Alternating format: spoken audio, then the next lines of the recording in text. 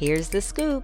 Is Red Lobster closing for good? Are people finally tired of paying $10 for a Starbucks coffee? And is the US actually going to criminally prosecute Boeing over all of their fatal crashes? You're listening to Here's the Scoop. So, dozens of Red Lobster locations close abruptly. Okay, this is crazy. The Red Lobster closures come as bankruptcy rumors circled the seafood restaurant chain in recent weeks. Well, then I guess it's not crazy. I think we all know a lot of these chain restaurants are going to close eventually. Applebee's, TGI Fridays, etc. I mean, there's so many that just can't hang on in the new economy. So the article says dozens of Red Lobster locations across the country abruptly shattered their doors on Monday. More than 80 Red Lobster locations in at least 27 states were listed as, quote, temporarily closed on the restaurant's website. Workers at the shuttered restaurants shared their disbelief on social media and said they received no notice whatsoever. Well, that's jacked up. A liquidation company announced it is conducting an online auction of Red Lobster kitchen equipment and other contents of the closed restaurant locations. So if you're interested in anything from Red Lobster from the kitchen, they're going to be auctioning it off. The closures come as bankruptcy rumors circled the seafood restaurant chain in recent weeks. Red Lobster has been searching for a buyer to avoid filing for Chapter 11. Multiple media outlets reported last month. The Orlando-based chain, I didn't know they were from Orlando. Wow. The Orlando-based chain, known for its endless shrimp deals, has reportedly been eyeing bankruptcy filing to restructure its debt and downsize from its 650 U.S. locations, CNN reports. The company has yet to publicly acknowledge Monday's closures and did not respond for a request for comment. This article was published May 14th, so yesterday, Tuesday. For years, Red Lobster faced a multitude of difficulties, both financially and internally. In 2021 and 2022, the company saw a new CEO, chief marketing officer, chief financial officer, and chief information officer join the C-suite. All of them left within 2 years. Ooh. Last summer, the company revived their endless shrimp menu deal, which led to a $11 million loss for the seafood chain. Wow. So basically, they revived their famous shrimp, endless shrimp menu deal, which made them big, which made them popular, and now it's making them bleed money. Red Lobster's top supplier, Thai Union, recently cut ties with the seafood restaurant as well. There are more than 700 Red Lobster locations worldwide. So the Red Lobster store closings 2024 list of latest closures, as you can see here on the screen. Alabama, 3 locations in Alabama, 1 location in Arizona, looks like 6 locations in California. Not anything in Los Angeles, though, because I know there's one in Los Angeles, but it looks like that one may not be closing. 4 locations in Colorado. Wow, a lot of locations in Florida. Definitely more than 10 here, as you could see. 3 locations in Georgia, 1 location in Idaho, 2 locations in Illinois, 2 locations in Indiana, 1 location in Iowa, 2 locations in Kansas, 1 location in Louisiana, 4 locations in Maryland. And I mean, this is kind of a long list. So you could see, if you see your state, I'll go back to here, slow down a little bit. So you could see your state. I'll put it up on the screen for you here. Oklahoma, Pennsylvania, South Carolina, Tennessee, Texas, Virginia, Washington, Wisconsin. Wow. So, I mean, I guess it's kind of sad. I mean, I used to like going to Red Lobster a lot, honestly. I'm spacing right now, guys. The biscuits were really good. Obviously, people would order biscuits, even more biscuits before the food got there because they were just so delicious. But remember, Red Lobster's also selling their biscuits in a lot of the grocery stores now, packaged, and you can make them. And I actually bought those before, and I made them, and they taste just like the ones at Red Lobster. So it's the real recipe. And I made them exactly as they said, and they were delicious. So you can still get those delicious biscuits if you guys want. But I mean, do you guys care? I mean, because I haven't been to Red Lobster in forever, so I really don't care per se. But it's like this was like a really popular restaurant for a long time, especially in the early 2000s. So definitely, I just felt like it was worth reporting. All right, so moving on, Starbucks. Whew, man, Starbucks is running out of Americans to drink its expensive coffee. So the article says pork latte, anyone? And it's a pun, and you'll see why in a minute. To Americans who still get excited for pumpkin spice season, the beverage Starbucks tested in China recently sounds over the top. But desperate times call for desperate measures. And the company needs to any edge it can get in a market where it basically introduced coffee culture a quarter century ago. The reason its core customers in America can no longer be counted on to keep buying, so it's has to dominate China. Unfortunately, that looks like a tall order. So basically, guys, a lot of Americans they just can't pay this $10 for coffee anymore, or $7. Okay, what's the average? The average is like maybe like $5, $5 or $6. I would say $5.95 is like a solid average for what you're probably paying. The average person's probably paying at Starbucks is like $5.95 with tax, right? And that's like that adds up, and it's inflation time. People just don't have the money like that anymore. I have that Starbucks app, and what I do is I started putting money on the app, not a lot of money, because if you put money on there and you just let it sit, they're investing that money, by the way. There's also like a documentary on YouTube about that. They invest all the money that you put in your Starbucks app. So if you're putting $100 in your Starbucks app and you're not really using it, they're investing that money. Any money you put in your Starbucks app, they're investing it, and they don't give you any dividends. But you do receive, discounts, points. You can get free drinks and stuff like that. And so the app has been going crazy lately. I mean, they just sent me something for like $3 if I come in between a week, a span of a week time. They'll give me $3 any grande. So they're really hungry for people right now. But if you have the app, you're getting the most discounts for Starbucks. If you're in the US, you should get the app. But if you're going to put money on it, only put money on it that you're going to spend. Don't put like $30 on it or, money on it, like a lot of money, and just let it sit. It's not good. They're going to be investing that money. You don't see any dividends from that investment. All right. So now they're going to start pivoting to China because China has 1 billion people and we don't. We only have 300 something million. And so they're trying to make money because their stockholders are not going to be okay with things dying down. And it makes sense.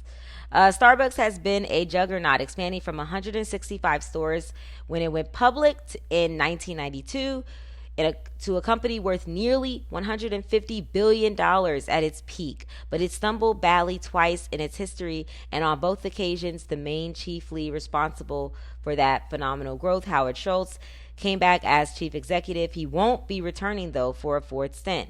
Barely a year after taking over as CEO, Laxman Narasimhan has a nightmarish week. Analysts were concerned about cautious consumers, but nothing like what the company revealed Tuesday. For the first time since COVID, kept people away from its stores. The number of transactions in its North American cafes fell and sharply. Morgan Stanley analyst Brian Harbour notes it was even worse than during the global financial crisis. That wouldn't have even been so bad except for the fact that Chinese same stores fell a lot more. And now remember, they're trying to bank on China. Starbucks shares plunged nearly as much as they did when COVID-19 shut down the chain in March 2020. Management had various explanations for the U.S. shortfall, from not being able to meet demand well enough to that old standby, the weather. Okay, so they were blaming it on the weather. Through Wednesday's close, the stock trailed the S&P 500 index by a gut-churning 56 percentage points over 1 year. Ooh. So basically, guys, they are now trying to create and build more Starbucks in China. So just last year, it added more stores than the U.S. So Luckin. So China, Starbucks is competing with a brand in China called Luckin Coffee, but they are building twice as many Starbucks. So it's like hard to compete when they're building twice as many Starbucks and they are actually like a local brand in China. They're like the Starbucks of China in their own way. But here's the crazy thing about this, guys. Here's the real crazy thing about this. In the article, it says if this were any other business, then Starbucks would cut prices. Executives insist they won't. Quote, we're choosing not to participate in that, end quote, says Narashimin this week. That's the new CEO. I really don't know how to say that last name. That's hard. Narasimhan,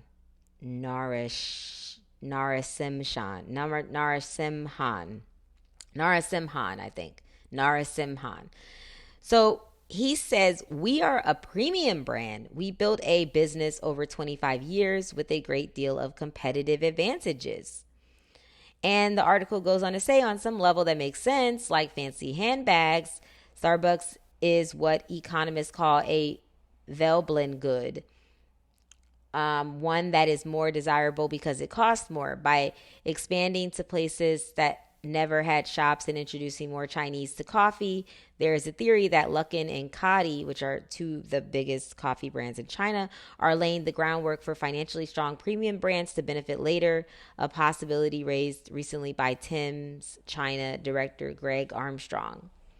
But what is clear is that Starbucks itself has rarely looked this cheap, fetching around 2.3 times trailing 12-month sales compared with a 10-year average of 4 times.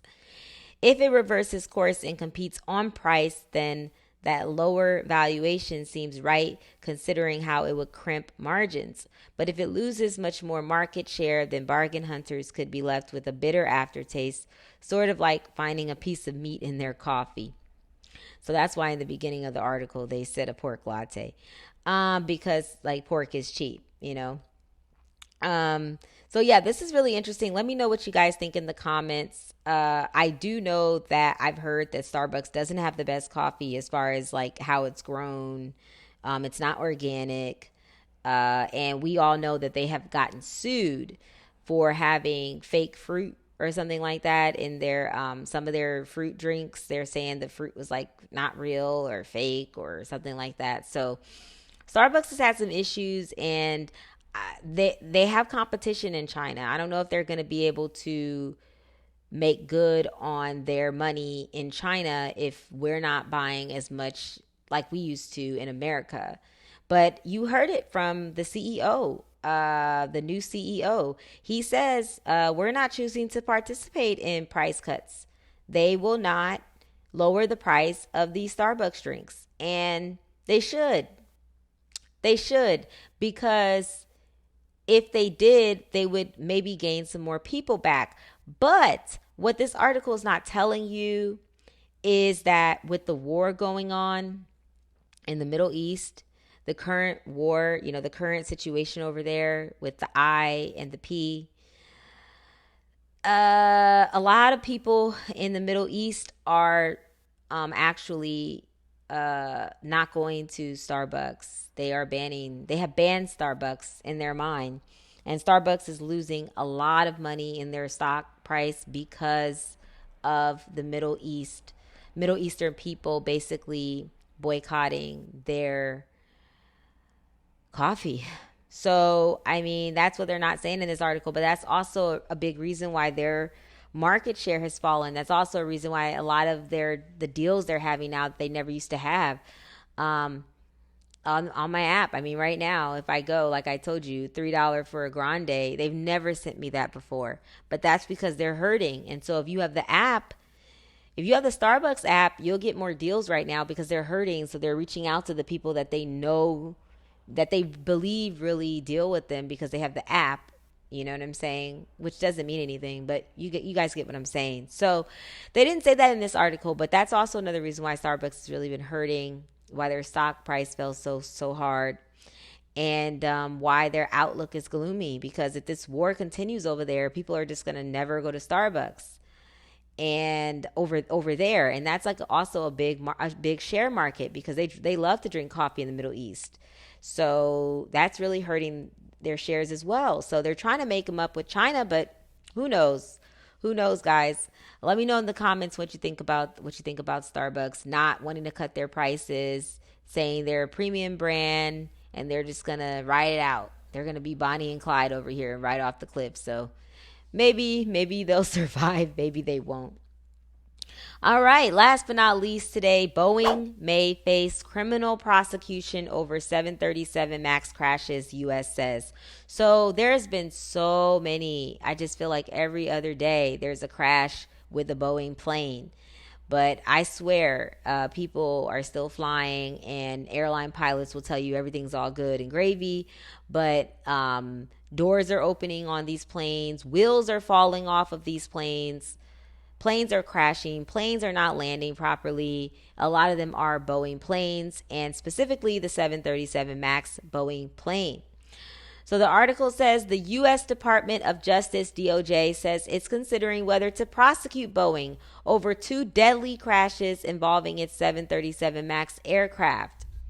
The aviation giant breached the terms of an agreement made in 2021 that shielded the firm from criminal charges linked to the incidents, the DOJ said.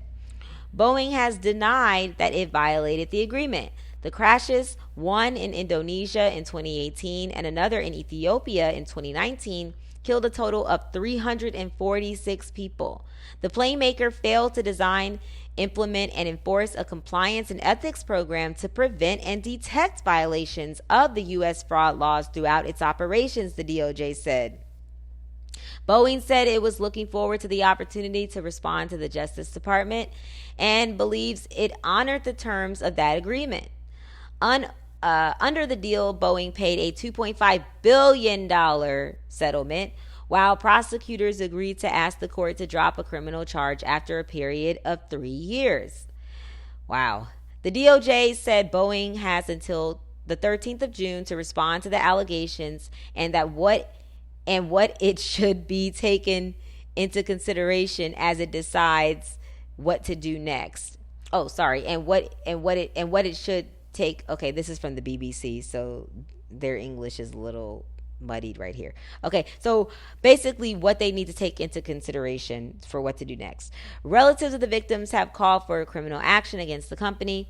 This is a positive first step, and for the families, a long time coming, but we need to see further action from DOJ to hold Boeing accountable, says the lawyer for victims' families, Paul G. Cassell, said in a statement.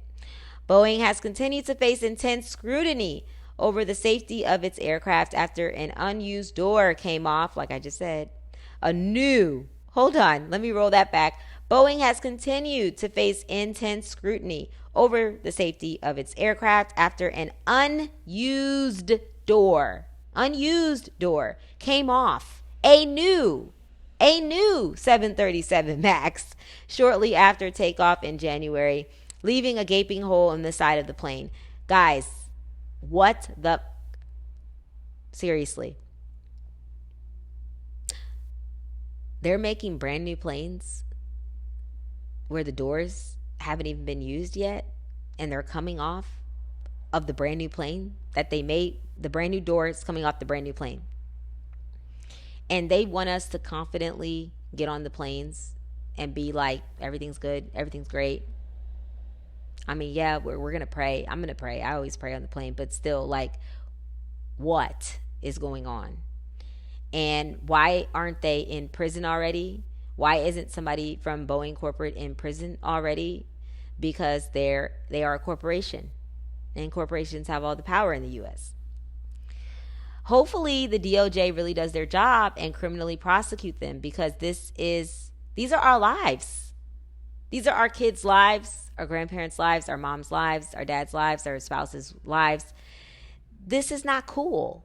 And how are you making brand new planes and they're not even being checked properly? And you're okay with that, but yet millions of people are flying on these planes.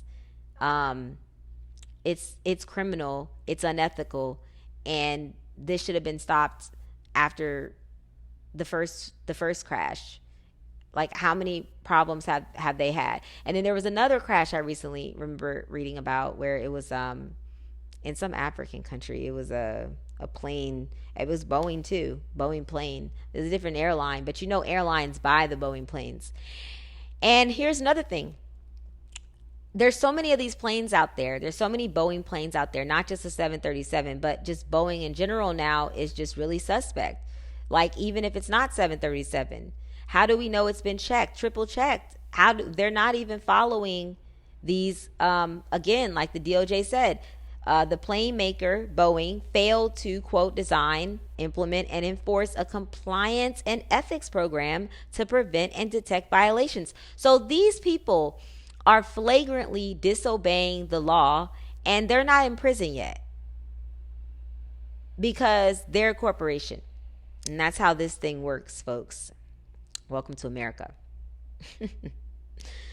Yeah, so hopefully the DOJ does their job. This is really, really disappointing that this has gone on this long. But you know, there's a saying kind of in the US, you know, people have to die before things change, even with our bridges and stuff like that.